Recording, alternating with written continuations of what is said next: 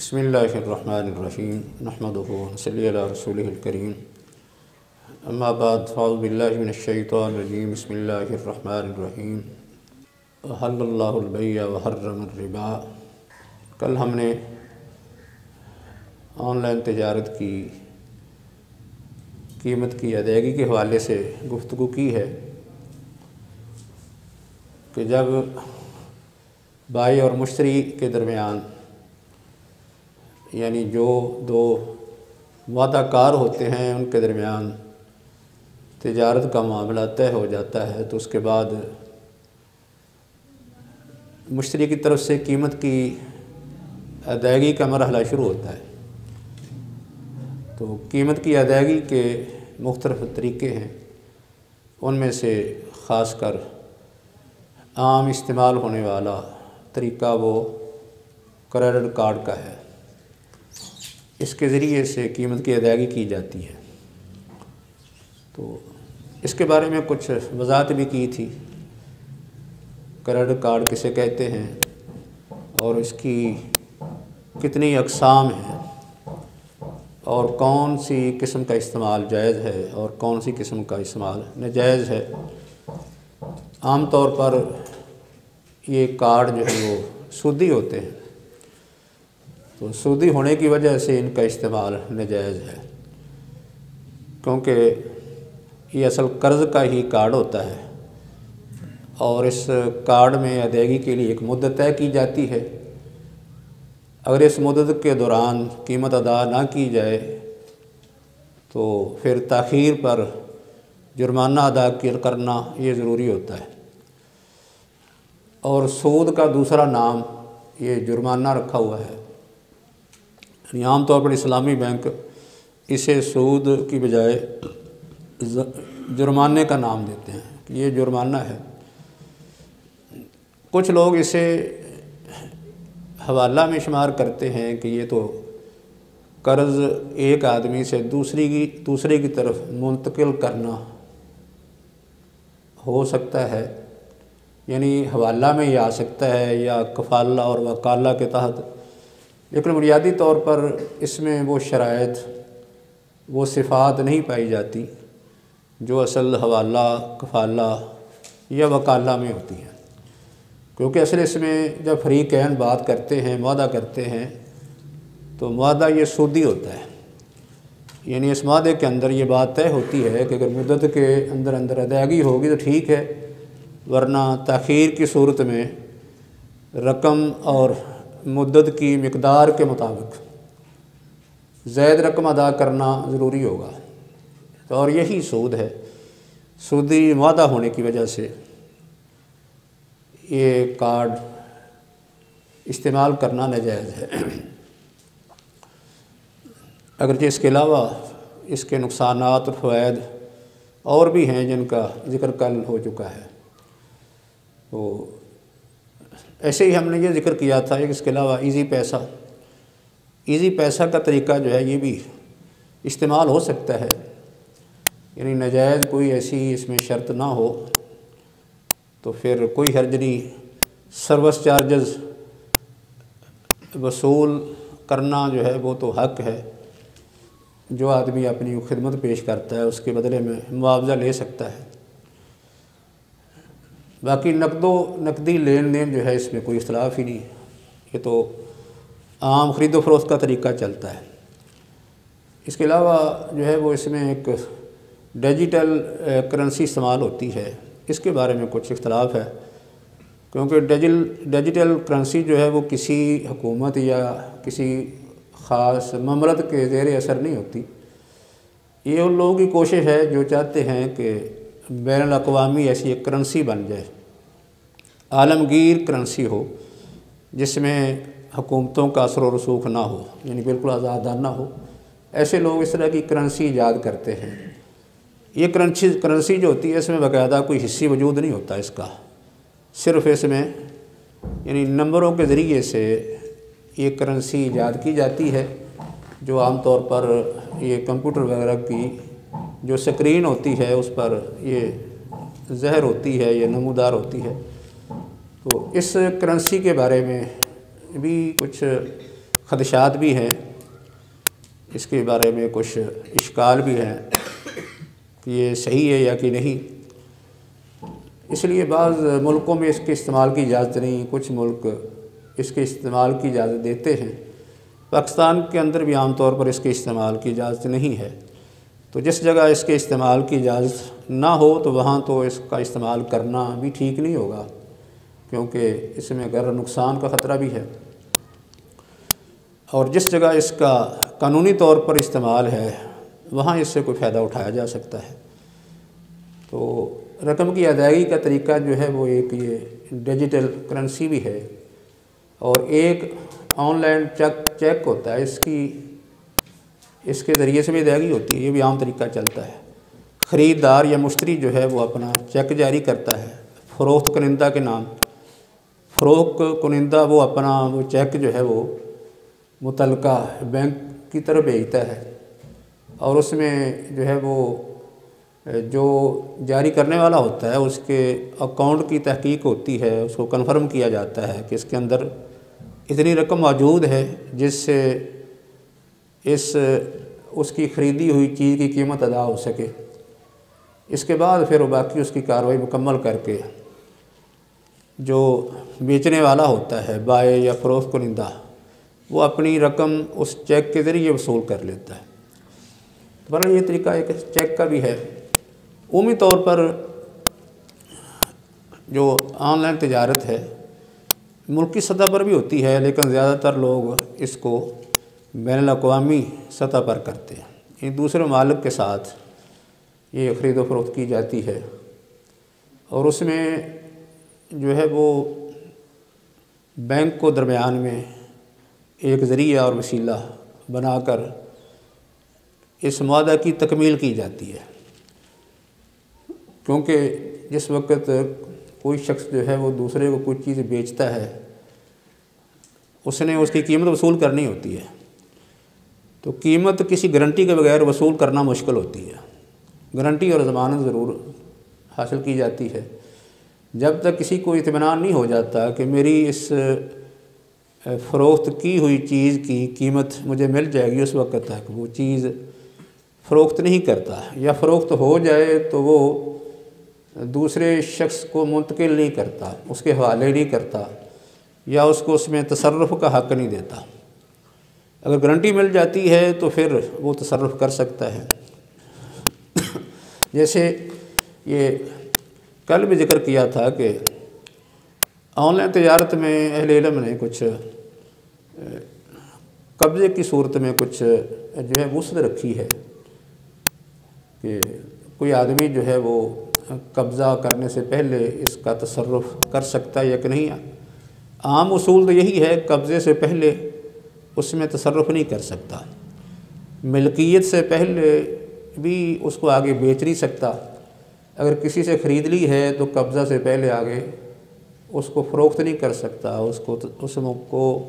کسی مصرف میں وہ نہیں لا سکتا۔ تو قبضہ جو ہوتا ہے یہ عام طور پر چیز کے منتقل کرنے میں یا اس کو اپنے قبضے میں لینے سے ہوتا ہے۔ ایسے آن لائن تجارت میں بھی اس میں کچھ وسعت ہے کہ کوئی شخص جب چیز خریدتا ہے تو خریدنے کے بعد وہ آدمی جو بیچنے والا ہے اسی قیمت وصول کرتا ہے، قیمت وصول کر کے وہ اس کا مالک بن جاتا ہے، اور وہ چیز جو بیچ رہا ہوتا ہے اس کی ملکیت مشتری کی طرف منتقل ہو جاتی ہے۔ خاص کر جس وقت مشتری جو ہے وہ اپنے نقل و حمل کے اخراجات اپنے ذمے لے لیتا ہے تو اسی وقت اس میں وہ تصرف بھی کر سکتا ہے، کیونکہ اس میں اس کے نقصان کا بھی ذمہ دار بن جاتا ہے، اور جب اس کے نقصان کا ذمہ دار بن گیا تو اس میں اس کو تصرف کا بھی حق ہے، اور تصرف کی صورت میں اس پر اسے جو پرافٹ ملے گا وہ بھی اسی کا یہ استحقاق ہوگا، یعنی وہی اس سے فائدہ اٹھائے گا۔ تو یہ جو معاملات ہیں خاص کر بین الاقوامی سطح پر لوگ جو آپس میں کرتے ہیں اس میں گارنٹی کی بڑی ضرورت ہوتی ہے کہ ضمانت دی جائے، خاص کر جو چیز بیچنے والا ہے وہ ضمانتہ مانگتا ہے، اس چیز کی قیمت جو ہے وہ مجھے وصول ہو جائے، اس کے لیے پھر درمیان میں بینک یہ واسطہ بنتے ہیں، ذریعہ بنتے ہیں۔ بینک جو ہے باقاعدہ اس کے لیے گارنٹی دیتے ہیں۔ یہ جو گارنٹی وہ جو دیتے ہیں اس کو جو ہے اصطلاح میں ایل سی کہتے ہیں۔ ایل سی یہ اصل ہے لیٹر آف کریڈٹ، یعنی لیٹر آف کریڈٹ کا یہ مخفف ہے، یعنی لیٹر آف کریڈٹ، یعنی جس کا ترجمہ یہ بنتا ہے کہ تجارتی اعتباری خط، یعنی ایسا تجارتی خط جس پر اعتماد کیا جا سکے، اعتبار کیا جا سکے، کیونکہ یہ ایک ضمانت ہوتی ہے، اس پر اعتبار ہوتا ہے، کیا جاتا ہے، اور یہ باقاعدہ جو ہے وہ کوئی بینک جاری کرتا ہے۔ ایل سی کہتے ہیں، ایل سی کھلوانا، یعنی ایل سی جو ہے باقاعدہ کسی بینک سے کھلوائی جاتی ہے، یعنی بینک سے یہ لیٹر جاری کروایا جاتا ہے، اعتماد کا، اعتبار کا لیٹر تجارت کے لیے۔ اور اس میں بینک یہ جو لیٹر جاری کرتا ہے، یہ جو شخص باہر سے چیز منگواتا ہے، یعنی جسے درآمد کنندہ کہتے ہیں، درآمد کرنے والا۔ برآمد کنندہ وہ ہوتا ہے جو چیز باہر بھیجتا ہے، جیسے ہمارے ہاں ایکسپورٹ اور امپورٹ کی یہ اصطلاح معروف ہے۔ امپورٹ جو ہوتی ہے وہ چیز باہر سے آتی ہے، امپورٹڈ، اور ایکسپورٹ ہوتا ہے کوئی چیز باہر بھیجنا۔ تو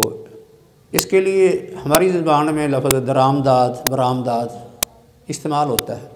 کہ باہر سے چیز کوئی ہمارے ملک میں آ رہی ہے تو اس کو ہم درآمدات میں شامل کرتے ہیں، اگر ہمارے ملک سے باہر جا رہی ہے تو اس کو ہم برآمدات کہتے ہیں۔ تو ایک شخص درآمد کرنے والا ہوتا ہے، ایک برآمد کرنے والا ہے۔ درآمد کرنے والا جسے درآمد کنندہ بھی کہتے ہیں،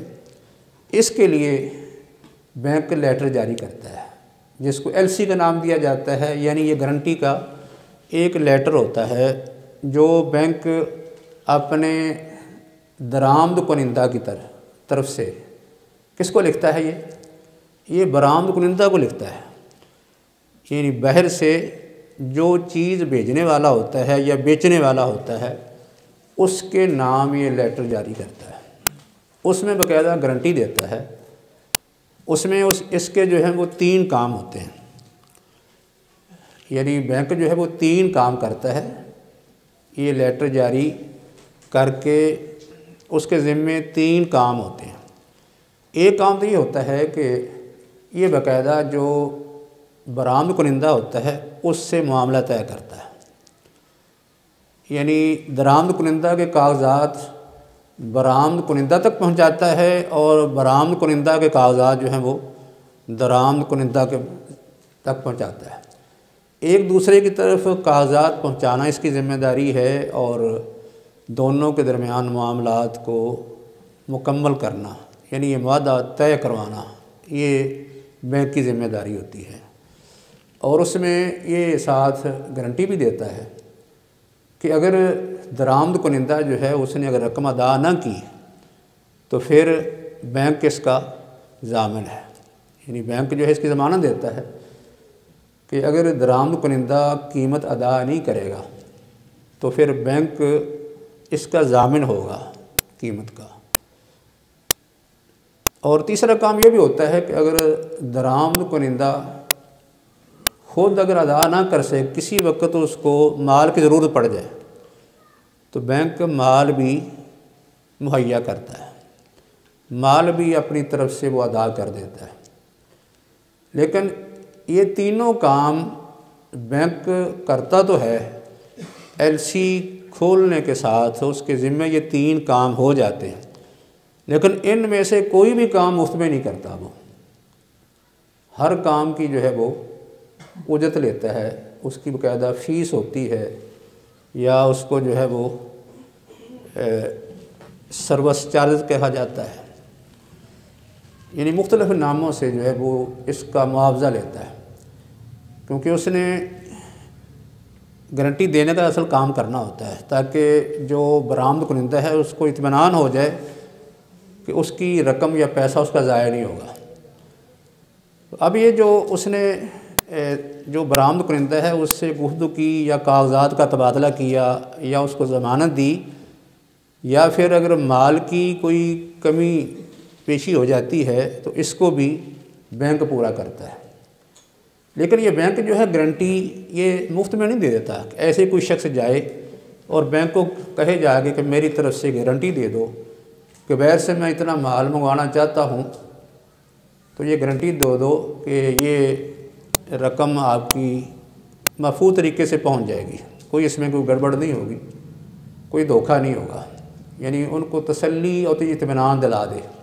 ایسے بینک نہیں کرتا، بینک جو باقاعدہ اس کے بدلے میں اپنے پاس ضمانت رکھتا ہے، کوئی نقدی بھی رکھتا ہے، کچھ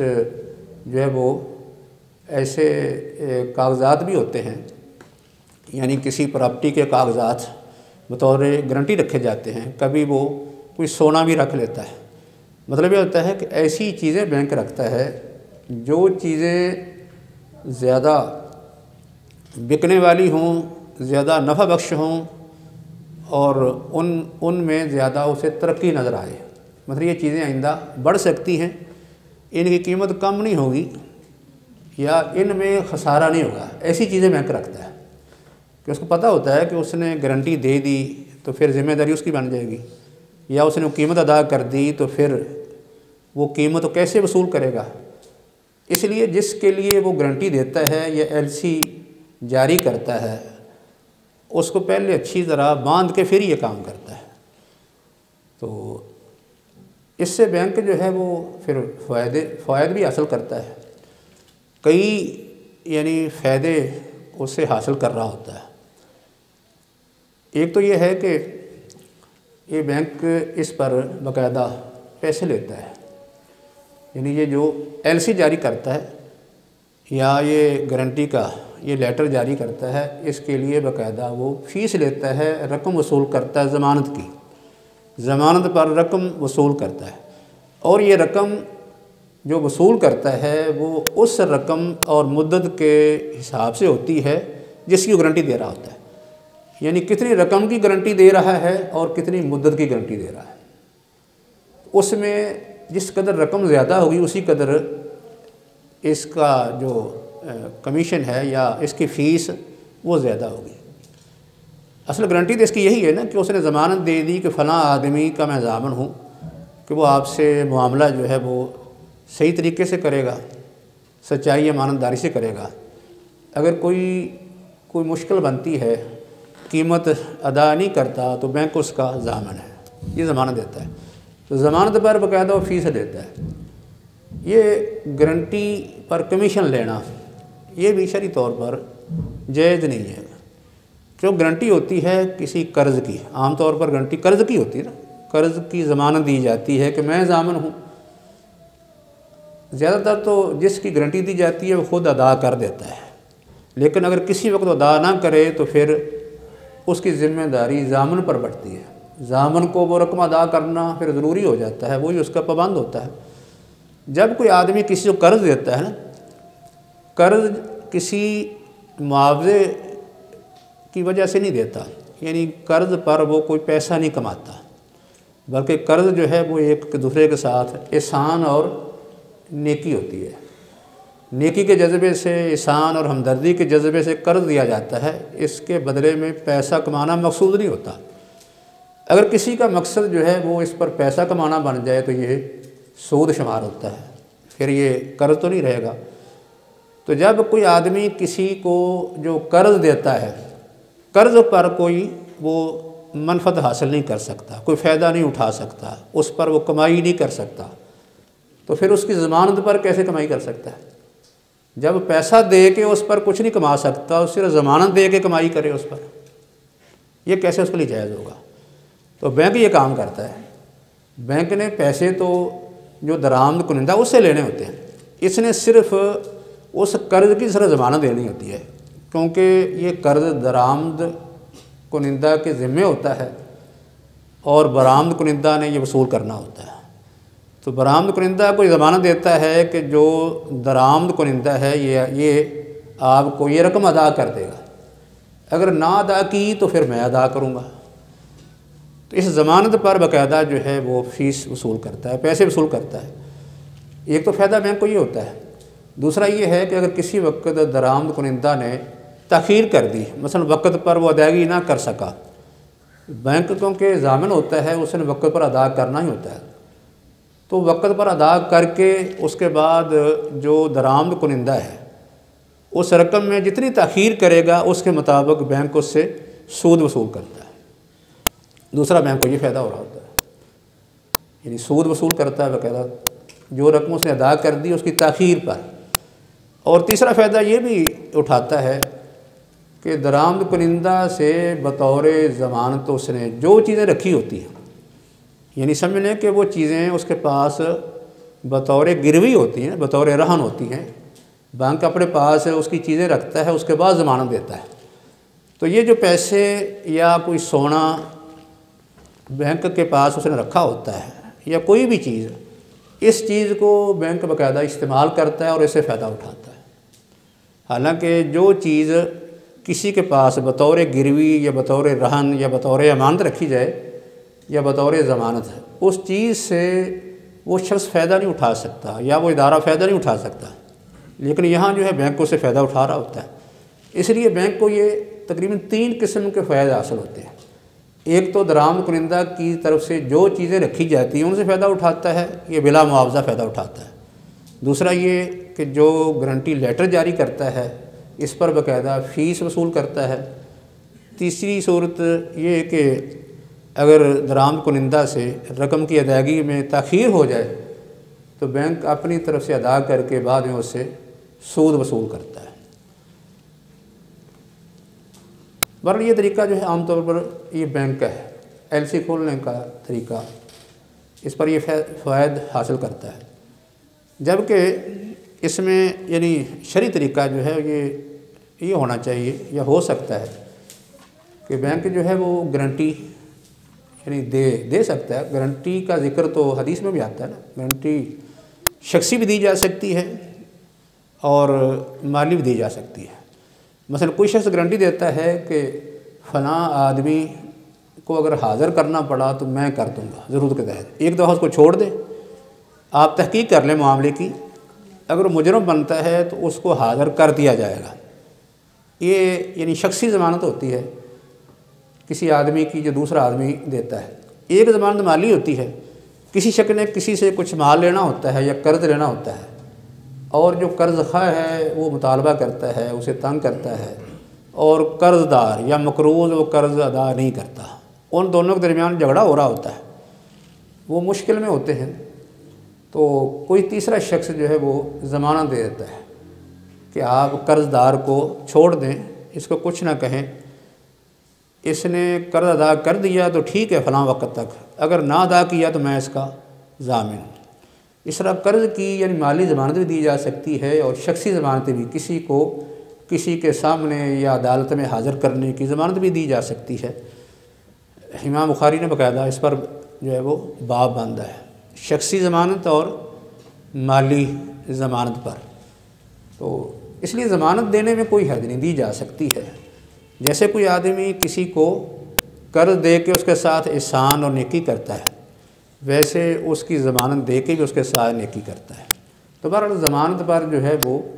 کوئی فائدہ اٹھانا یہ جائز نہیں، کچھ پیسہ بینک کا اور کچھ پیسہ درآمد کنندہ کا، تو پھر دونوں نے جو پیسہ لگایا ہے اس پیسے کی شرح کے مطابق اس کاروبار میں جو انہیں منافع یا پرافٹ ہوگا اس کو وہ آپس میں تقسیم کر سکتے ہیں،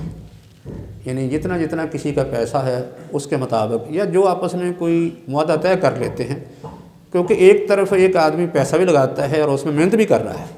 دوسری طرف صرف پیسہ ہے، تو جس طرف صرف پیسہ ہے اس کا پرافٹ اس کی نسبت کم ہوگا، جو شخص پیسہ بھی لگا رہا ہے اور ساتھ محنت بھی کر رہا ہے، تو اس طریقے سے پرافٹ کم زیادہ بھی ہو سکتا ہے۔ وہاں جس نے صرف پیسہ لگایا ہے اس کا پرافٹ مثال کے طور پر 30% ہو جائے، اور جس نے پیسہ بھی لگایا ہے اور ساتھ محنت بھی کی ہے تو اس کا پرافٹ جو ہے وہ مثلا 70% رکھ لیا جائے یا اس سے کچھ کم زیادہ ہو کے یہ آپس میں معاملہ طے کیا جا سکتا ہے۔ تو مقصد یہ ہے کہ بینک اگر کوئی پیسہ ادا کرتا ہے تو اس میں جو شخص درآمد کنندہ ہے اس کے ساتھ اس کو یا تو مضاربہ کا اصول طے کرنا پڑے گا، اگر سارا پیسہ بینک نے ادا کر دیا یا کچھ ادا کیا تو پھر جو درآمد کنندہ ہے اس کے ساتھ یہ معاملہ مشارکہ کا بن جائے گا۔ لیکن اگر یہ صورت ہے کہ نہ تو یہ مضاربہ ہے نہ مشارکہ ہے، بینک پیسہ ادا کر دیتا ہے، تو بعد میں جو درآمد کنندہ ہے اس سے وہ اس پیسے اور اس کی مدت کے حساب سے صرف رقم وصول کر لیتا ہے، یعنی جو سود کہلائے گا۔ سود کی صورت میں وہ رقم وصول کر رہا ہے اس پر، کیونکہ اس نے قرض دیا ہے اور درآمد کنندہ نے اس پیسے کو استعمال کیا ہے،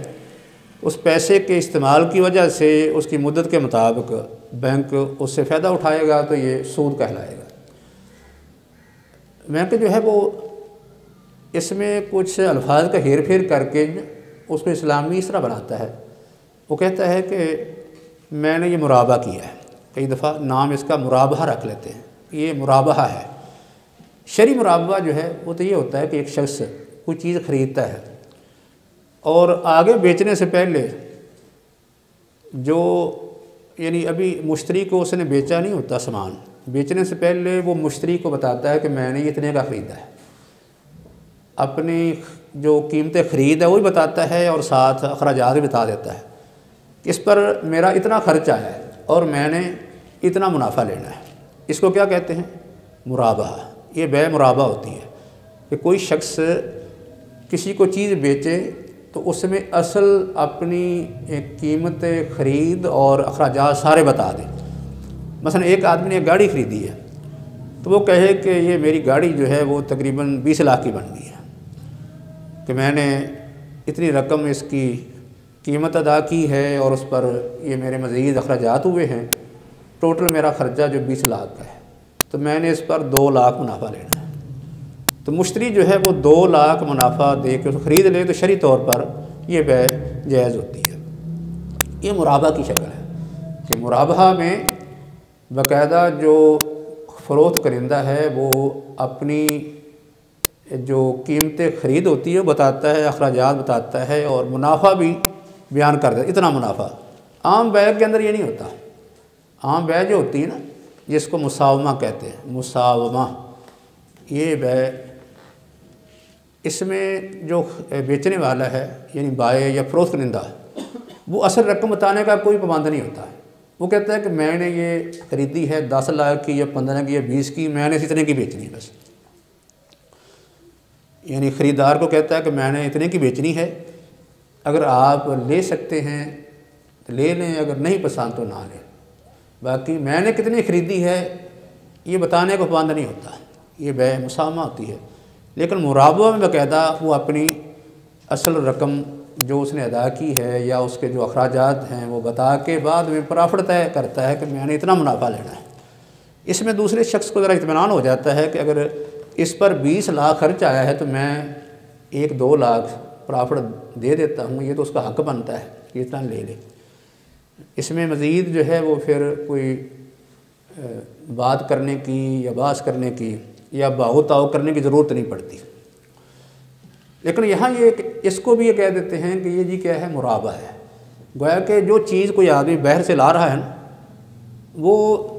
چیز اس طریقے سے آتی ہے کہ وہاں درآمد کنندہ اور برآمد کنندہ یہ دونوں آپس میں پہلے بات کر چکے ہوتے ہیں، پہلے آپس میں بات کر لیتے ہیں، دونوں کی بات طے ہو جاتی ہے، چیز بھی طے ہوگی، چیز کی مقدار بھی طے ہوگی، اس کی کوالٹی وغیرہ جو بھی اس طرح قیمت، یہ ساری چیزیں طے ہو جاتی ہیں۔ سمجھ لیں کہ معاہدہ تو مکمل ہو جاتا ہے۔ بعد میں بینک کیا کرتا ہے؟ بینک نے تو صرف ضمانت دینی ہوتی ہے نا، لیکن اس کو شرعی بنانے کے لیے یا اسلامی بنانے کے لیے بینک کیا کرتا ہے؟ کہتا ہے کہ یہ میں مرابحہ کر رہا ہوں، مرابحہ کر رہا ہوں۔ یعنی بینک جو ہے وہ یہ تاثر دیتا ہے، یہ مرابحہ اس کا جو ہے مصنوعی ہوتا ہے، حقیقی نہیں۔ حقیقت میں تو درآمد کنندہ اور برآمد کنندہ یہ دونوں آپس میں یعنی بیع کی ساری جو شرائط ہیں یا بیع کے معاملات ہیں یہ سارے طے کر چکے ہوتے ہیں، سمجھ لیں بیع مکمل ہو چکی ہوتی ہے، صرف فروخت کنندہ یا جو برآمد کنندہ ہے اس کو گارنٹی کی ضرورت ہوتی ہے، بینک سے اس نے گارنٹی لینی ہوتی ہے، لیکن بینک جو ہے وہ معاملہ الٹ کر دیتا ہے، وہ کہتا ہے کہ یہ چیز میں درآمد کر رہا ہوں، بینک بن جاتا ہے خود خریدار، یعنی کہتا ہے کہ میں درآمد کر رہا ہوں، اور جو درآمد کنندہ ہوتا ہے اس کو نام دیتا ہے ایجنٹ کا، کہتا ہے یہ میرا ایجنٹ ہے اور میں چیز خرید رہا ہوں، تو اس کو ایجنٹ بنا کے اصل جو درآمد کنندہ یا خریدار ہے اس کو بنا دیتا ہے ایجنٹ، اپنا ایجنٹ بنا کے کہتا ہے کہ یہ میرا ایجنٹ ہے، چیز میں نے درآمد کی ہے، تو جتنی قیمت بینک نے ادا کی ہوتی ہے نا وہ کہتا ہے کہ میں نے اتنی رقم اس پر لگا دی، مثلا اس پر اس نے جو ہے وہ 50 لاکھ لگا دیا، اور اس کے بعد وہ کہتا ہے کہ میں نے آگے مثلا 5 لاکھ جو منافع دے کے اس کو بیچ دی ہے، تو اس میں پھر بینک نے کیا کیا 50 لاکھ ادا کیے اور 5 لاکھ کما لیا، اور نام اس کو کیا دیا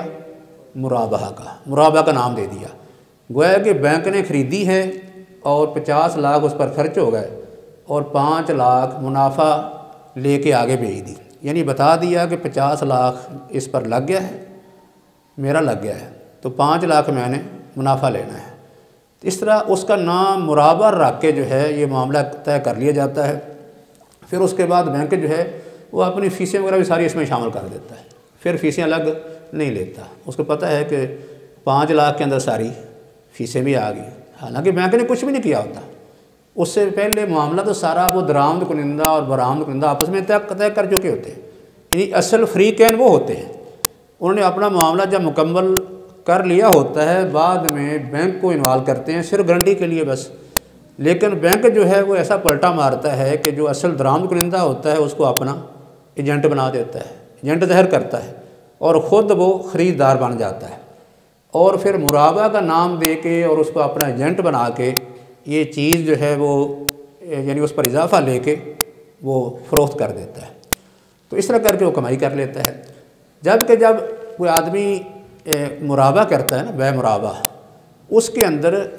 جو خریدار ہے یا بیچنے والا ہے ان میں سے کسی کو ایجنٹ نہیں بنا سکتا، یعنی جو آدمی خریدار ہے اسی کو کہہ دیا جائے کہ میرا ایجنٹ ہے، وہ کیا کہتے ہیں کہ یہ جی ہمارا ایجنٹ ہے، ہم اصل یہ خرید و فروخت کرنے والے ہیں تو یہ ہمارا ایجنٹ بن کے کام کر رہا ہے، حالانکہ وہ شخص تو ان سے خرید رہا ہے، تو خریدنے والا خود ایجنٹ تو نہیں ہوتا، ایجنٹ تو کوئی تیسرا آدمی چاہیے نا، اس لیے کیونکہ جو خریدار ہوتا ہے نا وہ خود محنت کرتا ہے، جس سے چیز خریدتا ہے نا وہ چیز وہ یعنی اس آدمی کے ساتھ رابطہ کرتا ہے، چیز چیک کرتا ہے، کوالٹی دیکھتا ہے، مقدار دیکھتا ہے، قیمت طے کرتا ہے، بازار چیک کرتا ہے، اور جہاں اس کو چیز اچھی اور سستی نظر آتی ہے وہاں سے خریدتا ہے، لیکن بینک کو جو ہے وہ اس سے کوئی تعلق نہیں ہوتا، کیونکہ اس نے نہ خریدنا نہ اصل بیچنا، اس نے تو پیسے پر پیسہ کمانا ہے، اس لیے جو آدمی ان کے ساتھ بیع کرنا چاہتا ہے یا بیع مرابحہ کرنا چاہتا ہے اس کو کہتے ہیں کہ آپ خود ہی بازار میں چلے جائیں، بازار میں جائیں، جو بھی چیز آپ کو پسند ہے نا وہ ہمیں بتا دیں، وہ بازار میں جاتا ہے خود ہی وہ پسند کرتا ہے، جو چیز پسند کر لیتا ہے، بینک کو صرف بتانا ہوتا ہے اس کی قیمت کتنی، بس وہ بینک کو بتا دیتا ہے، قیمت ادا کر دیتا، بینک جو ہے اسے قیمت ادا کر دیتا ہے، اور بینک جو ہے وہ اپنے آپ ظاہر کیا کرتا ہے کہ یہ بیع مرابحہ کر رہا ہے، یعنی اس کو خریدار بنا دیتا ہے، یعنی بینک اپنے آپ کو خریدار بنا دیتا ہے کہ میں نے یہ چیز خریدی، اتنے کی خریدی، مثلا 20 لاکھ کی خریدی، اور میں نے آگے 2 لاکھ یا 4 لاکھ جو ہے پرافٹ کما کے اس کو دے دی بس، حالانکہ جو آدمی چیز خریدنے والا ہوتا ہے نا، خریدار ہوتا ہے، اصل اس کا مسئلہ یہ ہوتا ہے اس کے پاس پیسے نہیں ہوتے، اس نے چیز لینی ہوتی ہے، پیسے نہیں ہوتے، اس نے بینک سے پیسے لینے ہوتے ہیں، اگر بینک سے وہ پیسے لے کے پھر جا کے خریدے گا تو بینک پھر بھی سود وصول کرے گا، لیکن اس کو کہا جائے گا یہ سری سود ہے کہ بینک نے پیسے ادا کیے اور اس کے بدلے میں سود لے لیا، لیکن اس کے بدلے میں یہ ہیلا کیا جاتا ہے کہ آپ ہی بیع مرابحہ کر رہے ہیں، بیع مرابحہ میں یہ ہوتا ہے کہ جو کلائنٹ ہے اس کو خود ہی کہہ دیا کہ جاؤ جا کے آپ پسند کر لیں، جو چیز آپ کو پسند ہو تو آ کے بتا دینا، وہ خود پسند کرتا ہے، بتا دیتا ہے کہ یہ چیز مجھے پسند ہے، یہ اس کی قیمت ہے، اور جو بینک ہے وہ قیمت ادا کر دیتا ہے، ادا کر کے بعد میں شو یہ کرتا ہے کہ یہ چیز میں نے خریدی اور مرابع کی بیع کی صورت میں اتنا پرافٹ لے کر آگے بھیج دی، اور بینک جو ہے اسے قیمت آہستہ آہستہ وہ قسطوں میں وصول کرتا رہتا ہے۔ تو پھر یعنی جتنی وہ قسطیں طے ہوتی ہیں، جتنی اس پیسے کی مقدار ہوتی ہے اور جتنی اس کی مدت طے ہوتی ہے، اس کے مطابق جتنا سود بنتا ہے نا اتنا ہی وہ پرافٹ رکھ لیتے ہیں، اس کو وہ پرافٹ کا نام دے دیتے ہیں، اتنا پرافٹ ہوگا، تو اس طرح بیع مرابع کے نام سے وہ پھر بیچ دیتے ہیں۔ پر ایل سی کی صورت میں بھی یہی طریقہ اختیار کیا جاتا ہے کہ اس میں بینک پیسے ادا کرتا ہے، تو وہ جو درآمد کنندہ ہوتا ہے وہ اصل تو خریدار وہی ہے، کوئی باہر سے چیز وہ منگاتا ہے، وہ ساری چیزیں طے بھی کرتا ہے، چیز دیکھتا ہے، اور سارے معاملات جب طے ہو جاتے ہیں دونوں کے درمیان، بینک کو صرف وہ گارنٹی کے لیے لاتا ہے، لیکن بینک جو ہے اسی کو ہی اپنا ایجنٹ بنا کے وہ کہتا ہے چیز میں نے خریدی اور اتنا پرافٹ لے کر اس کے حوالے کر دی، اس طرح یہ معاملہ طے ہو جاتا ہے۔ بہرحال اس وقت اس کا ذکر کرنے کا مقصد یہی تھا کہ جو بین الاقوامی تجارت ہوتی ہے اس کے لیے لین دین کا ایک طریقہ یہ ہوتا ہے، خصوصی طور پر بینکوں کا طریقہ، کیونکہ بینک جو ہے وہ ضمانت دیتے ہیں، گارنٹی دیتے ہیں، اس طرح خرید و فروخت کرنے والے جو ہیں وہ دھوکے غرر سے بچ جاتے ہیں، یعنی انہیں جو ہے وہ اپنی جو فروخت کنندہ ہے اسے ضمانت مل جاتی ہے، میری رقم مجھے مل جائے گی،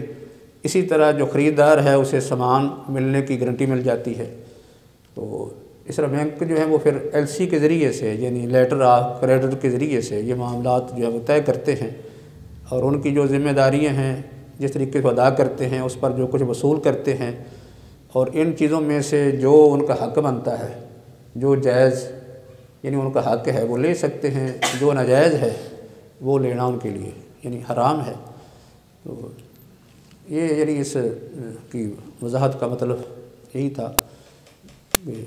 اس میں طریقہ کار جو ہے وہ کون سا ہے اور اس میں کون سا صحیح اور کون سا غلط ہے۔ وما علینا الا البلاغ المبین۔ زندگی شعور سے، الحکمہ انٹرنیشنل۔